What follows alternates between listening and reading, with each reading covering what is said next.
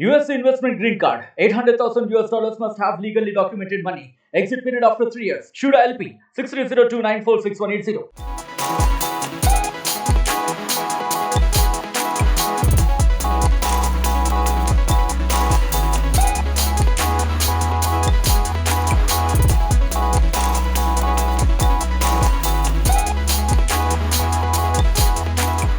Welcome to RTV. ప్రస్తుతం మనం ఆచంట అనే గ్రామంలో ఉన్నాం. ఇది గోదావరికి సమీపంలో ఉన్న ఒక గ్రామం. అయితే ఈ గ్రామంలో 1967వ సంవత్సరంలోని గ్రీన్ రెవల్యూషన్ తీసుకొచ్చారు ఈ గ్రామానికి చెందిన నెక్కంటి సుబ్బారావు. ప్రస్తుతం ఆయన వయసు 90 సంవత్సరాలు. దాదాపుగా కూడా మొట్టమొదటిసారిగా ఫిలిప్పీన్స్లో డెవలప్ చేసిన IR-8 అనే ఒక వంగడాన్ని ఇక్కడ నెక్కంటి సుబ్బారావు గారు 1967లోనే డెవలప్ చేశారు. దాదాపు ఇప్పటివరకు కూడా ఆయన 17 అవార్డులు కూడా తీసుకున్నారు. వ్యవసాయానికి నిజంగా ఆయన ఒక కింగ్ మేకర్ అని చెప్పాలి. ప్రస్తుతం నెక్కంటి సుబ్బారావు గారు ఉన్నారు.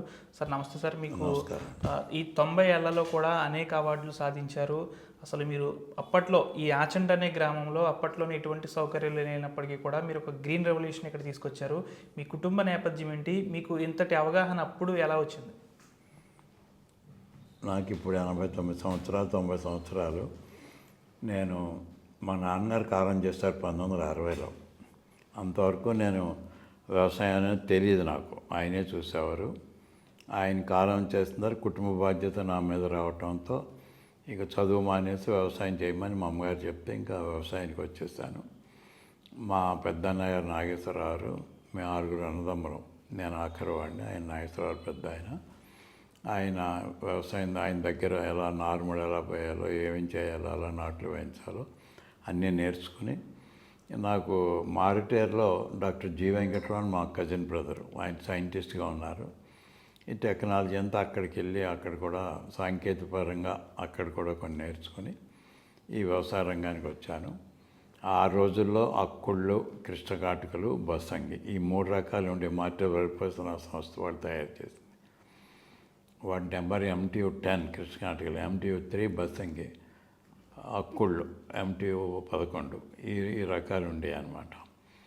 ఇవి చేరు బాగానే ఎదిగి 150 రోజులు ఉండి, అక్కుళ్ళేమో పచ్చగా ఉండేవి, కృష్ణకాటికలేమో భోజనం చాలా బాగుండేవి, ఎత్తు ఎదిగేది. బస్సింగ్ 120 రోజులకు వచ్చేది, పడిపోయేది. అన్ని రకాలు కూడా పడిపోయాయి ఆ రోజుల్లో. వర్షం వస్తే పడిపోయేది, గాలి వస్తే పడిపోయాయి. ఆ నేపథ్యంలో ఇది ఎట్లా చేయాలని అనుకుని అసలు ఎరువులే ఆ రోజుల్లో. మన చక్కటి సారవంతమైన పొలాలు, గోదావరి తల్లి ఉంది మనకి. జూలై, ఆగస్ట్, సెప్టెంబర్, అక్టోబర్ వరకు ఎర్ర నీరు వస్తుంది. అందులో ఎన్నో ఒండ్రు ఉంటుంది. ఆ ఎర్ర నీరంతా పెట్టుకుంటే అదే సారవంతం చేస్తుంది. గోదావరి ఎర్ర నీరు వచ్చినప్పుడు ఆ ఒండ్రు నీరు పెట్టుకుంటే చాలా మంచిది. తర్వాత తెలిసింది మాకు. అంచేతే గోదావరి జిల్లా చాలా ఈస్ట్ వెస్ట్ సారవంతమైన ఫలాలను చెప్పుకునేవారు. ఇలాంటి పరిస్థితుల్లో అప్పుడు రెండో పంటలో వంకసన్నం అని ఉండేది. 3 ఏళ్ళకి ఒకసారి రెండో పంట ఇచ్చేవారు. అది SAL-10 సోమరకోటలో తయారైంది. SAL-10 అది వేసి సన్న రకం పండించేవాళ్ళం అనమాట. 3 ఏళ్ళకి ఒకసారి దాళ్ళ మధ్యలో మనకి వేరుశనగ కానీ ఎక్కువ వేరుశనగే వేసేవాళ్ళం మధ్యలో రెండో పంట లేనప్పుడు. అలా చేస్తుంటే అప్పుడు దేశంలో ఆహార కొరత విపరీతంగా ఉంది. వెస్ట్ బెంగాల్లో లక్షల మంది చనిపోతున్నారు ఆహారం లేక. చనిపోతుంటే అప్పుడు కేంద్ర ఆహార మంత్రి K. సుబ్రహ్మణ్యం గారు ఆహార కొరత తేల్చాలని ఉద్దేశంతో ఫిలిప్పైన్స్లో తయారైందని, పట్టి వంగడం తయారైందని వాళ్ళు తెలుసుకుని అది ఒక్కొక్క ఎకరానికి తెప్పించారు ఫిలిప్పైన్స్ నుంచి. కోయంబత్తూరు వర్క్ఫోర్స్ IADP జిల్లాలు ఉండే అప్పుడు intensive agriculture district programme Coimbatore తమిళనాడులో, ఆంధ్రాలో, వెస్ట్ గోదావరి ఈ జిల్లాలో వేయించాలనే తలంతో మార్టర్ వర్క్ఫోర్స్ సంస్థ వాళ్ళ ద్వారా అక్కడే నార్మల్ పోసి అక్కడే పెంచి వాళ్ళ కూలీలనే తీసుకొచ్చి మా పొలంలో ఇక్కడ రోడ్డు వాడు చేయాలో ఉంటే ఎకరంలో వేశారు. అది కోయంబత్తూరులో కూడా ఎకరం వేశారు. అది త్వరకర రకం కాదు, రెండో పంట రకం, 120 రోజుల కాల పరిమితి. అది అందులో నారు మిగిలిపోతే కాలువలో పడేస్తారు. ఆ నారు తీసుకెళ్ళి మా పొలంలోనే ఎదురు పొలంలో అక్కడ నాట్లేసిన చైన్ ఉంటే అందులో ఓడిపించేశాను నా మిగిలిన కట్టలన్నీ.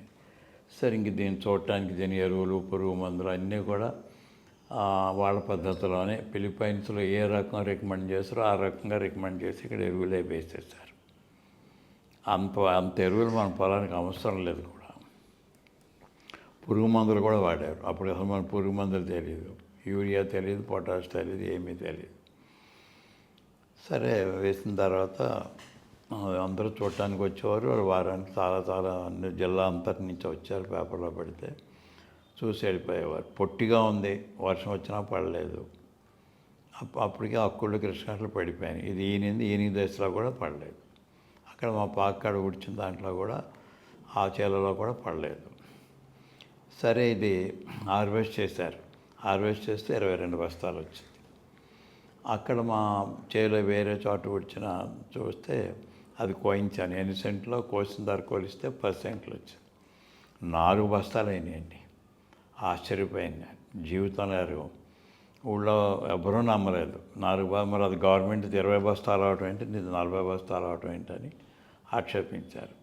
అప్పుడు కుర్రాళ్ళందరూ ఇంట్రెస్ట్ చూపించి, నా వయసు వాళ్ళు 25 ఏళ్ళు అప్పుడు నా వయసు, పొలం వచ్చి ఆ చేను కొలిచి ఆ ధాన్యం కొలిస్తే 4 బస్తాలు ఉన్నాయి. అందరూ ఆశ్చర్యపోయారు.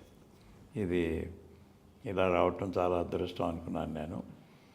సరే ఇది విషయం డిపార్ట్మెంట్ ఆఫ్ అగ్రికల్చర్ దగ్గరుండి చేయించారు కనుక కేంద్ర మంత్రికి వ్యవహారం అంతా వెళ్ళిపోయింది. ఈ 4 బస్తాలు 10 సెంట్లో పడిన వ్యవహారం కూడా అక్కడికి వెళ్ళింది. వెళ్తే సి సుబ్రహ్మణ్యం గారు విజయవాడ వచ్చి అప్పుడు మన ఆహార మంత్రి ఏసీ సుబ్బారెడ్డి గారు జాయింట్ డైరెక్టర్ ఆఫ్ అగ్రికల్చర్ జీప్లో ఫస్ట్ టైం విజయవాడ తీసుకెళ్ళారు. నేను బయటికి వెళ్ళటం, అధికారులతో మాట్లాడటం ఫస్ట్ టైం అనమాట. అక్కడికి వెళ్ళి నేను తెలుగులో చెబితే ఇంగ్లీష్లో ట్రాన్స్లేట్ చేసి ఆయనకి చెప్పారు. మా జాయింట్ డైరెక్టర్, ఆయన పేరు రత్నం. చెప్తే మరి ఎలా పండింది, డిపార్ట్మెంట్ చేస్తే ఎందుకు పండలేదంటే, సార్ వాళ్ళు ఎరువులు ఎక్కువ వేశారు, పురుగు మందులు ఎక్కువ వాడారు, నేను ఏమీ వాడలేదండి, ఏమీ లేకుండానే 4 బస్తాలు అయింది. నిజం చెప్తున్నాను sir, God promise sir. Sir ఇది 2వ పంట రకం ఉంటున్నారు, 2వ పంటలో వేద్దాం. ప్రస్తుతం దేశం చాలా ఆహార కొరతలో ఉంది. ఇది మేము ఎంత వేస్తారు 2వ పంటలో కుర్రాళ్ళందరి చేత అంటే 1000 ఎకరాలు వేస్తాను. 1000 ఎకరాలకు సీడ్ విమానంలో ఫిలిప్పైన్స్ నుంచి చెన్నై వరకు విమానంలో తెప్పించారు.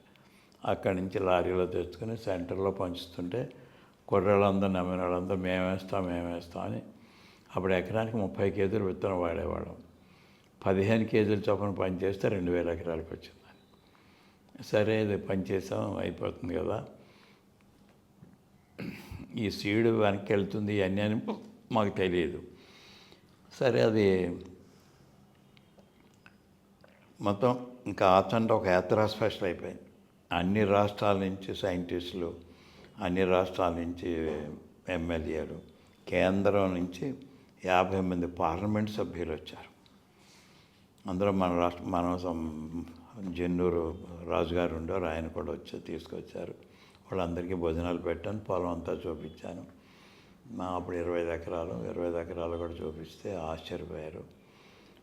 భోజనం అయిన తర్వాత పెండేగండి మోహన్ దారి అపోజిషన్ లీడర్, మహారాష్ట్ర ఎంపీ, ఆయన గోదావరి మా జిల్లాలో పుట్టింది, మీరు మాకు అన్నం పెడుతున్నారని కళ్ళం నీళ్ళు తెచ్చుకుని ఆశ్చర్యపోయాను నేను. అంత బాధపడుతూ చెప్పి ఇది ఆహార కొరత తీస్తుంది, ఈ రకం మొత్తం రాష్ట్రం అంతా అన్ని రాష్ట్రాలు వెళ్ళిపోద్ది, ఇది గవర్నమెంట్ ఆఫ్ ఇండియా తీసుకుంటుంది సీడ్ అని ఎంపీలు అందరూ చెప్పారు. సరే హార్వెస్ట్ టైంకి సి సుబ్రహ్మణ్య గారు వచ్చారు, సెక్రటరీ అగ్రికల్చర్ ఆయన కూడా వచ్చారు, కేంద్ర సెక్రటరీ అగ్రికల్చర్. సరే అప్పుడు ఊళ్ళో మీటింగ్ హాల్స్లో ఏమీ లేవు. హై స్కూల్లో మీటింగ్ పెట్టాను. అర్చంద్ ప్రసాద్ గారిని తీసుకొచ్చాను, ఆంధ్ర షోర్స్ ఎండి గారిని తీసుకొచ్చి నాకు మీటింగ్ పెట్టి అంత ఆయన ఘన స్వాగతం ఇచ్చి పువ్వులతోటి లోపలికి తీసుకెళ్తే, ఇది మా కోయంబత్తూరులో వేయించాను, ఆతంట్లో వేయించాను ఎకరం, ఇది 2వ పంటది, ఖరీఫ్లో వేయకూడదని సుబ్బారావు చెప్పాడు.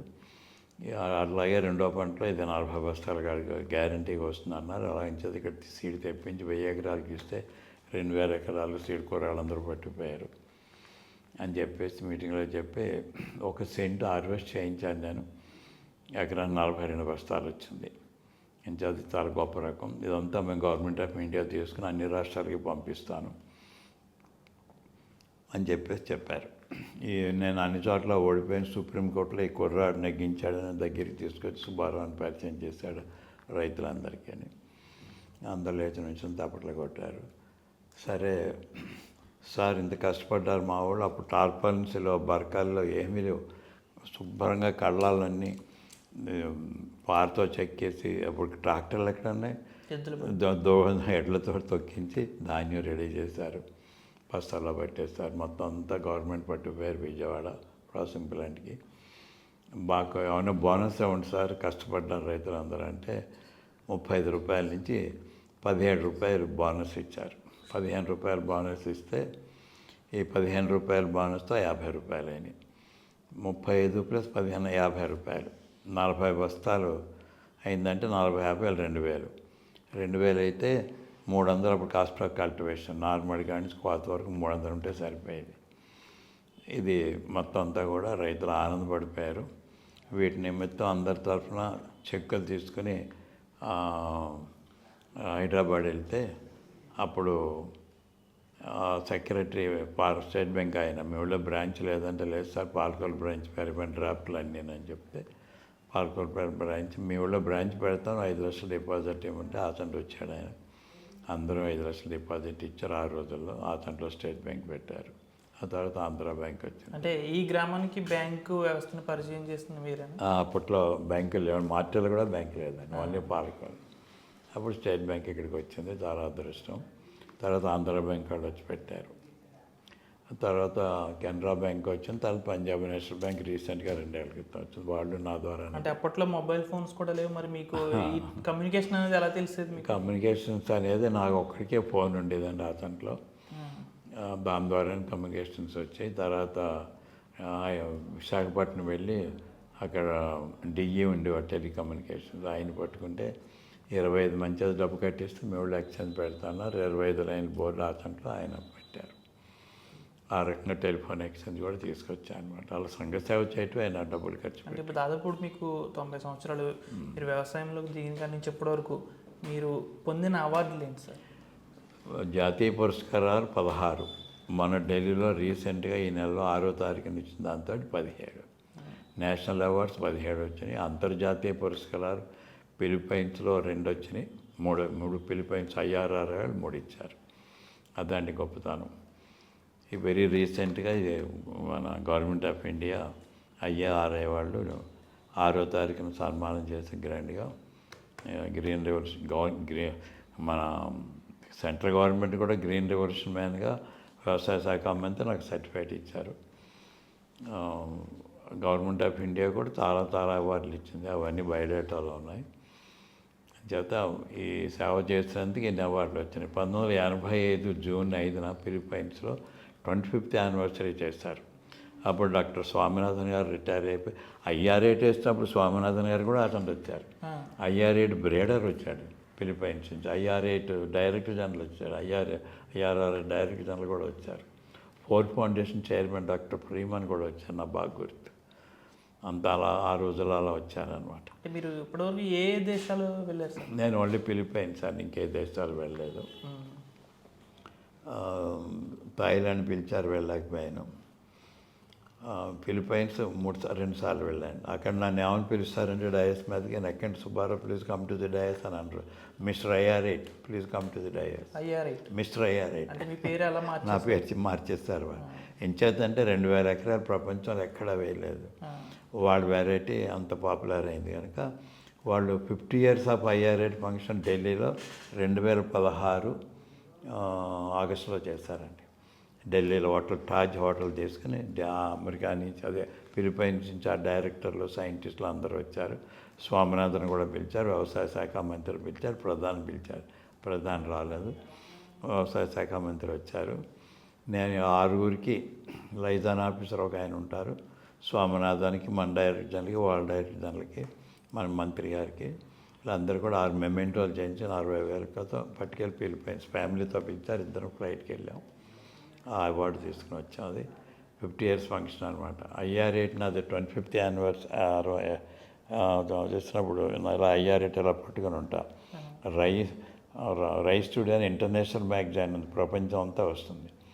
ఆ మ్యాగజైన్ మీద 3 సార్లు కవర్ పేజ్ చేశారు నాకు. అన్నదాత మీద 2 సార్లు కవర్ పేజ్ చేశారు రామోజీరావు గారు.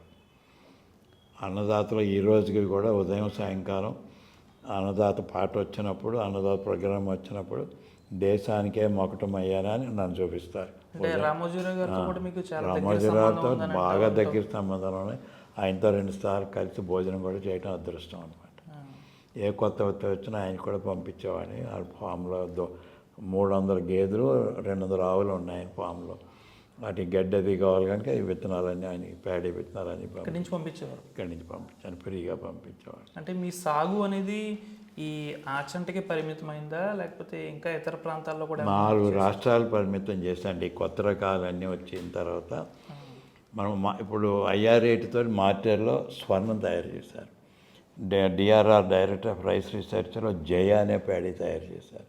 IRATని తల్లిగా తీసుకుని రకరకాల అన్ని పరిశోధన కేంద్రాలు ఇంక వచ్చిన రకాలన్నీ ఇంక పడిపోకుండా చేస్తారు. అది గొప్పతనం. ఈ రకాలన్నీ ఇతర రాష్ట్రాలు తెలియ కనుక కర్ణాటక, ఆంధ్ర, తెలంగాణ, ఒరిస్సా రాష్ట్రాలు మన రైతులందరూ ఎక్కడున్న నా పేరు పాపులర్ అయింది, నా ఫోన్ నెంబర్ పాపులర్ అయింది. ఫోన్లోనే ఆర్డర్ వస్తే వాళ్ళకి ట్రాన్స్పోర్ట్ ద్వారా, నౌతా ట్రాన్స్పోర్ట్ ద్వారా పంపించాను. ఏటా కనీసం ఒక 10 నుంచి 15 లక్షల రూపాయల సీడ్ పంపిస్తూ ఉంటాం వాడికి ఇప్పటికి కూడా. 1920 IRRA పెట్టి 1985 జూన్ 5కి 25 ఏళ్ళు అయింది. 25th యానివర్సరీ చేస్తూ ఫిలిప్పైన్స్లో సౌత్ ఏషియాలో 14 మందిని సెలెక్ట్ చేశారు. చైనా, థాయిలాండ్, మలేసియా, అలా వరి పండించే దేశాలన్నింటి నుంచి కూడా పిలిచారు. పంజాబ్ నుంచి ఒక రైతుని నన్ను పిలిచారు. 14 మంది వెళ్ళాం. 15 రోజులు ఫిలిప్పైన్స్లో ఉన్నాం. అందరికీ సదుపాయాలు ఇచ్చారు. IR64 రిలీజ్ చేసి మా అందరికీ ఒక్కొక్క బాక్స్ IR64 బాక్స్ ఫ్లైట్లో ధాన్యం క్వారంటైన్ సర్టిఫికేట్ ఇచ్చారు. అవి తెచ్చుకున్నాను. ఇప్పుడు బంగ్లాదేశ్ నుంచి కూడా రైతు వచ్చాడు. ఇప్పుడు మీరు వ్యవసాయం చేస్తున్నారంటే పొలం వెళ్ళి ఏమైనా పనులు చేయడం ఏమైనా చేస్తూ ఉంటారా లేకపోతే ఫ్రీ? IR64 గురించి చెప్పనివ్వండి. ఆ IR64 1 కేజీ తెచ్చాను నేను. ఆ 1 కేజీని అదివరకు 40 బస్తాల రేంజ్లోనే ఉన్నాం రెండో పంటలో. ఈ 64 రకం వచ్చిన తర్వాత అది కూడా తయారు చేసింది భారతీయుడు జయదేవ్ సింగ్. అక్కడ బ్రీడర్గా పనిచేస్తున్నాడు. వేస్తే తొలకరలోనే అప్పటికే నేను జూన్ 5 వెళ్ళాను. జూన్ నెల అక్కడికి వచ్చాను. మెట్నార్మల్ పోస్తే ఊడ్చిన చేయని తీసి ఊడిస్తే 5 బస్తాలు అయిపోయింది తొలకరలో. అంటే ఎకరానికి 50 రబీలో 100% అవుతుంది. అప్పుడు ఏం చేస్తానంటే నేను సొరవపేటలో మాకు పొలాలు ఉన్నాయి. అక్కడ 100 ఎకరాలు లీజు తీసుకుని ఎర్ర నెలలో వేస్తే సాగు చేయొచ్చు. 125 రోజులు పంట అది బాగుంటుందని. ఇక్కడ నల్ల నెలలో వేస్తే వర్షాలు వస్తే చేయలేమని అక్కడికి వెళ్ళి 100 ఎకరాలు లీజు తీసుకుని వేశాను నేను. అప్పుడు ఆ దురదృష్టం కొద్దీ గోదావరి వరద వచ్చి 2016 ఆగస్టున రైతులందరికీ గడ్డి వడ్లు లేకుండా అయిపోయింది మన గోదావరి జిల్లా అంతా. ఈ 100 ఎకరాల్లో సీడ్ అంతా పట్టుకొచ్చి అందరికీ 300 రూపాయలు చేసి ఇచ్చేస్తాను. అప్పటికే బస్తా 500 అమ్ముతున్నారు అందరూ. నేను 300 చేసి సాయం చేశాను అందరికీ కూడా 50 బస్తాలు అయింది. ఒక 5000 కేజీ ప్యాకెట్లు తయారు చేసి ఈస్ట్ గోదావరి, వెస్ట్ గోదావరి, కర్ణాటక ఫ్రీగా ఇచ్చాను ఒక్కొక్క కేజీ చొప్పున. అప్పుడు కర్ణాటక పొలాలు 5000, మన పొలాలు 50,000 ఎకరం. ఈ IR64 వచ్చి ఎప్పుడైతే 50 బస్తాలు అయిందో మన పొలం గోదావరి జిల్లాల పొలాలు 5 లక్షలు అయింది. కర్ణాటక పొలాలు 5,000, 50,000 అయింది. కర్ణాటకలో మొత్తం మంత్రులు, సెక్రటరీలు అంతా గ్రేట్గా ఆనర్ చేస్తారు రైతులు. గంగావతిలో 100 మంది రైతులు వచ్చారు. గ్రాండ్గా సన్మానం చేసి పంపించారు. ఇక్కడ కూడా రైస్ మిల్లర్స్ అందరూ సన్మానం చేశారు. కారణం ఏంటంటే IR64 మిగతా రైస్ కన్నా 5 కేజీలు ఎక్స్ట్రా వస్తుంది దిగుబడి మిల్లర్స్కి. సార్ అంటే IR8కి IR64 అప్డేటెడ్ లేటెస్ట్ అనమాట. 25 ఏళ్ళ తర్వాత వచ్చింది. ఇది సన్న బియ్యం పొడవుగా ఉంటుంది, ఎక్స్పోర్ట్ క్వాలిటీ అనమాట. అంచేత IR64 అంత పాపులర్ అయిపోయింది. IR64 సైంటిస్ట్ రిటైర్ అయినప్పుడు ఢిల్లీలో నన్ను కూడా ఆహ్వానించి 1 కేజీ ఇస్తే 1,00,000 ఎకరాలు చేసిన ఈయన అని చెప్పి బలరాం జాకర్ వ్యవసాయ మంత్రి ముందు ఆయన సన్మానం చేయండి, తర్వాత నాకు సన్మానం చేయమని చెప్పాడు. ఎంత అదృష్టం వచ్చాడు. సైంటిస్టే పిలిపించాడు. ఢిల్లీ వెళ్ళాను. అలాగే ఏది చేసినా మంచి వచ్చిన ఇప్పటికీ 2013లో వరల్డ్ ఫార్మర్స్ డే చేశారు ఫిలిప్పైన్స్లో. దానికి పిలిచారు. అక్కడ డాక్టర్ జవహర్లాల్ అని ఒక రైస్ బ్రీడర్ ఉన్నాడు, ఆయన భారతీయుడు. గ్రీన్ సూపర్ రైస్లు అని 6 రకాలు చేశాడు. నీరు లేకుండా, ఎరువు లేకుండా, పడిపోకుండా అలా మొత్తం 6 రకాలు 100 గ్రాములు ఇచ్చాడు. ఎవ్వరికీ ఎవరో 300 రైతుకి. అప్పుడు ఇంకా విడుదల కాల. అది తీసుకొచ్చి నేను డెవలప్ చేస్తాను. అది చూడటానికి కూడా వచ్చాడు. ఒక్కొక్క మొక్క వేసి 6 ఎకరంలో ఈ 500 గ్రాములు ఒక్కొక్క మొక్క వేసి ఉడిచాను. ఆ ఎరువు లేకుండా పండేది చాలా బాగా పండింది, కానీ జీరో ఫెర్టిలైజర్ పడిపోతుంది. పెద్ద వెన్ను పడిపోతుంది అన్నమాట. అది సక్సెస్ అవ్వాలి.